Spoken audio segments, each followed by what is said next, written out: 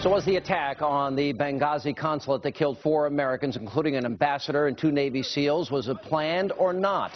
Now, one would think this would be a simple yes or no answer, but as is usual with the administration, it's complicated. Over the weekend, UN Ambassador Susan Rice, she stuck to her talking point, saying that this was not premeditated. Oh, really? Let's watch this. The best assessment we have today is that, in fact, this was not a pre-planned, premeditated attack. That what happened initially was it was a spontaneous reaction to what had just transpired in Cairo as a consequence of the video. Our current assessment is that what happened in Benghazi was, in fact, initially a spontaneous reaction to what had just transpired hours before in Cairo, almost a copycat of the demonstrations against our facility in Cairo, which were prompted, of course, by the video. What our assessment is, as of the present, is in fact what it began spontaneously in Benghazi as a reaction to what had transpired some hours earlier in Cairo. Yeah, spontaneous. They had rocket-propelled grenades in their back pocket at the right time. That's not what the Libyan president thinks. Listen to what he said. Was this a long-planned attack, as far as you know, or what do you know about that? The way these perpetrators acted and moved, I think they're choosing the specific date for this so-called demonstration. I think this leaves us with no doubt that this is pre-planned, predetermined. And joining me now for a Hannity investigation, we have the chairman of the House Homeland Security, and that is New York Congressman P. King and Texas Congressman Louie Gohmert. You know, it's pretty sad we live in a country at a moment where I believe the Libyan president and Libyan officials over this nonsense that our own government and this administration is saying. Well, it's absolutely right. I put my former judge hat on. You look at the evidence. You've got a video, a ridiculous video from somewhere, and it's out there for months.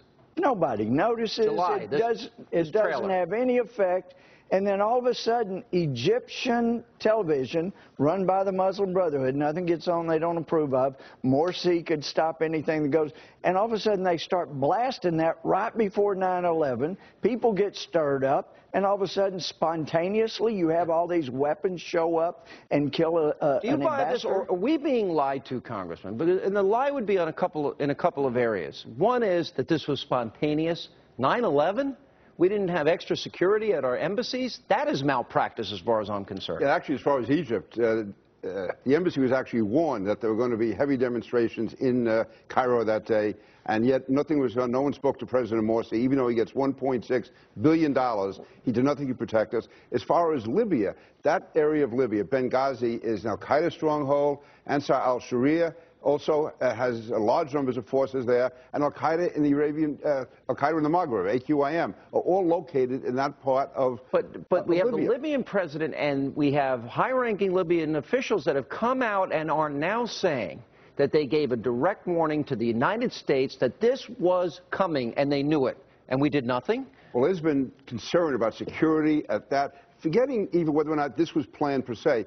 It was, to me, malpractice not to have security at that consulate on September 11th in the middle of al-Qaeda territory when the American ambassador was coming there. And also, we did know there were large demonstrations planned for Cairo. To me, it makes that's indefensible, and that also has to be investigated, Louie. It does. And Valerie Jarrett, I read, she's going on vacation, Martha's Vineyard, and she has more security than our ambassador. We lost 2 Navy SEALs in Benghazi. Oh, and not only did we lose them, Sean, but the statement that the press got said that a former Navy SEAL was killed running for cover. Man, I know Navy. That's what the opposite is what I've heard. Oh yeah. Well, the accounts, you can find them. They said, well, the administration says that he was seeking cover, running for cover at the time he was killed. But let me tell you, if you wonder, you say, well, it's not enough evidence. The fact that we have departments saying we're community partnering with these Muslim front organizations. If you want evidence of Muslim Brother influence in this administration, look at the fact that this is the only group of leaders in the entire world that is saying, oh, this isn't because they hated America. It's not because they don't like our administration. It was all about a video. That's what they're being fed by their Muslim Brotherhood advisors. I want to know this question, Congressman King, because this is really important. We gave the Muslim Brotherhood $2 billion taxpayer dollars.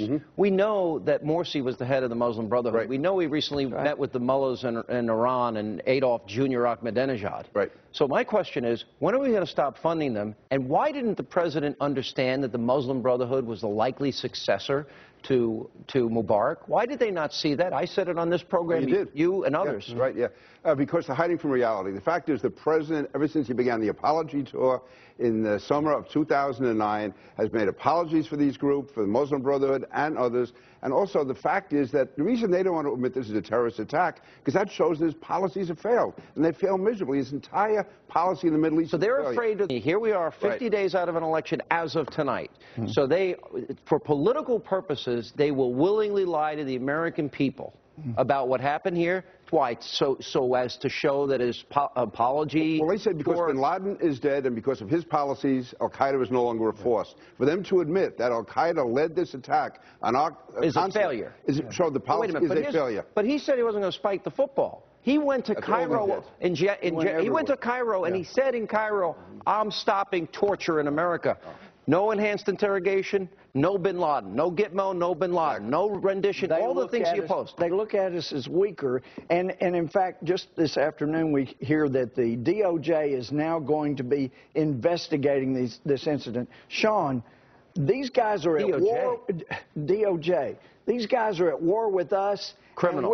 And we're preparing a criminal case for the courts. They're at war with us. The Muslim Brotherhood. Read their mission statement, which says, you know, the Quran is our way, Sharia is our way, and the highest honor is to die in the name of Allah. When the president came out the morning after the attacks, and he mentioned Libya, he didn't even mention Egypt.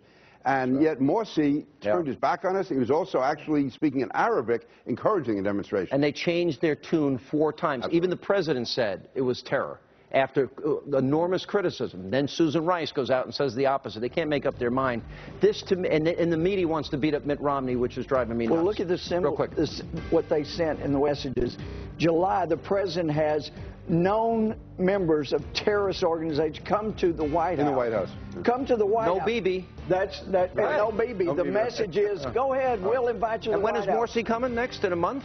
Well, they're already asking for the blind shake. I can't imagine anything worse than this administration. They do that, this election's over. What they'll do is they'll put it off till after the election. This country's over. Just meeting with Morsi and Netanyahu is a disgrace. That's right. It's good to see you both. Thanks for what you're doing. Coming up, we have reached the final 50 days before the